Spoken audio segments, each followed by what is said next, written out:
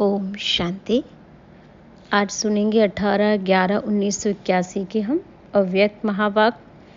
आज की जो वाणी है वो संपूर्णता को लेकर बाबा ने बहुत अच्छी क्लास कराई, कैसे हमारी अवस्था संपूर्णता की समीपता की पहुंच सके, उसकी क्या निशानियां होंगी, उस पर बाबा ने क्लास कराते कहा कि आज बाप दादा दिल खुश करने वाले बच्चों को, खुश नसीब बच्चों को देख रहे थे।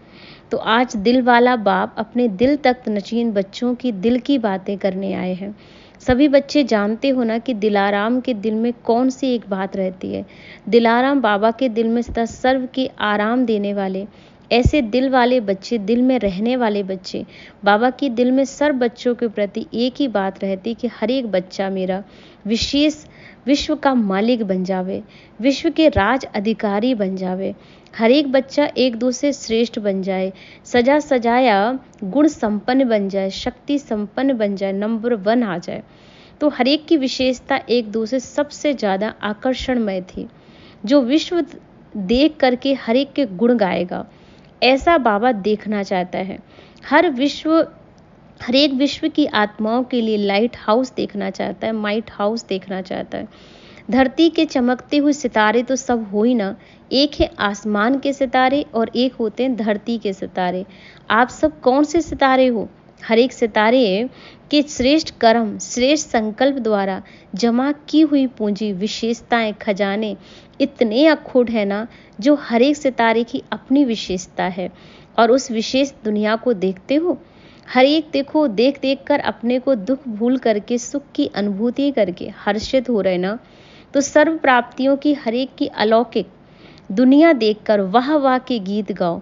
यह दिलाराम बाप दादा के दिल की बात है। इसलिए हमेशा दिल में एक दिलाराम को बसा कर रखो और खुशियों के गीत गाओ कि वह मेरा श्रेष्ठ भाग, जो मुझे स्वयं भगवान ने इतना श्रेष्ठ गुणों से संपन्न बनने का जीवन दिया है। अब बच्चों के दिल में क्या है, हर एक अपनी अपनी दिल को पूछो। अच्छी तरह से जानते हो मेरे दिल में क्या है, दूसरों की दिल को भी जानते हो, बस सिर्फ अपने को ही जानते हो। जब आपस में रूह रेहान करते हो तो अपने दिल के उमंग उत्साह सुनाते हो ना, मैं आज बहुत खुश हूँ,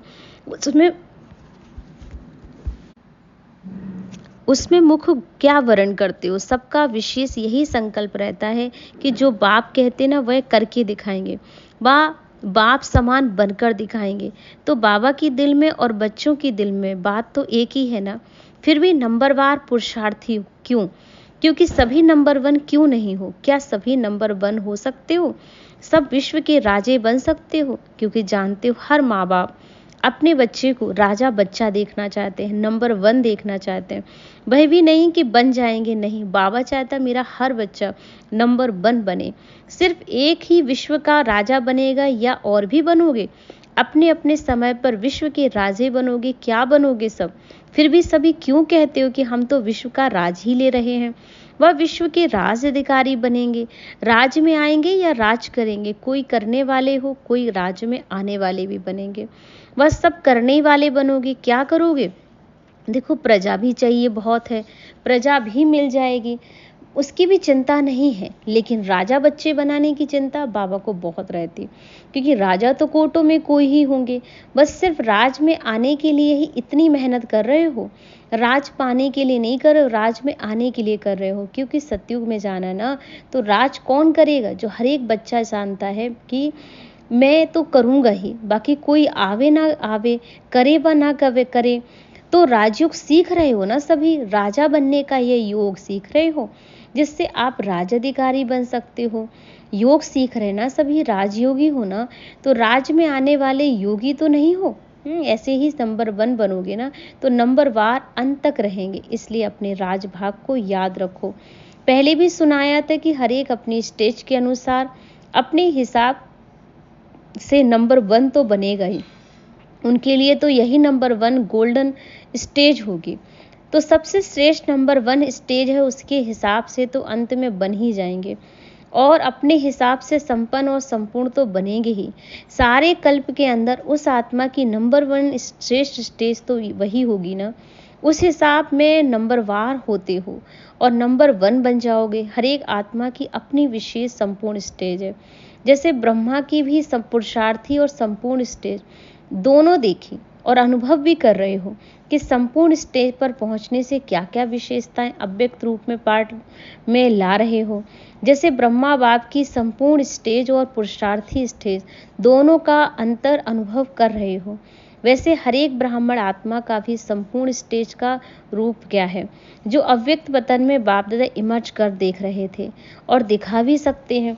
और उसी संपूर्ण स्वरूप को देखने के लिए बाप दादा भी देख रहे थे कि हर एक के संपूर्ण स्वरूप कितना रूहानी और झलक और फलक वाला है।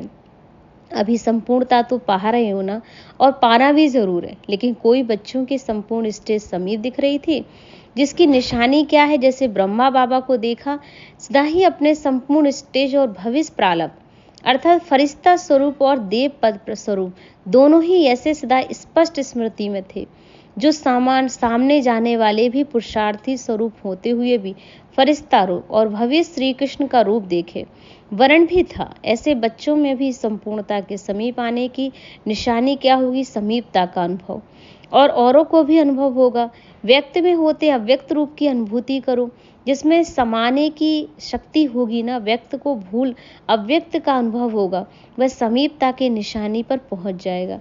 कई बच्चों को अपनी संपूर्णता की स्पष्ट और समीप नहीं अनुभव होता।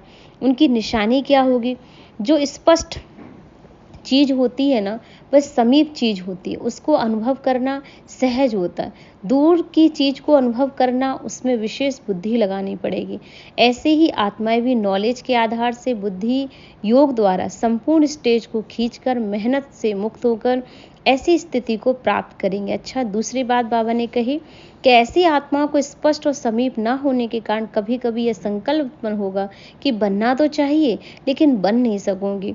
स्वयं के प्रति जरा भी व्यर्थ संकल्प के रूप में शक पैदा होता है, जिसको कहा जाता है संशय का रॉयल रूप है। तो जरा भी बाबा ने कहा शक का लहर होगा तो कहीं ना कहीं संशय बुद्धि बन जाएंगे। इसलिए कहा निश्चय बुद्धि विजयंती और संशय बुद्धि विनश्यंती, विनाश को प्राप्त होता है। इसलिए संशय नहीं लाना है।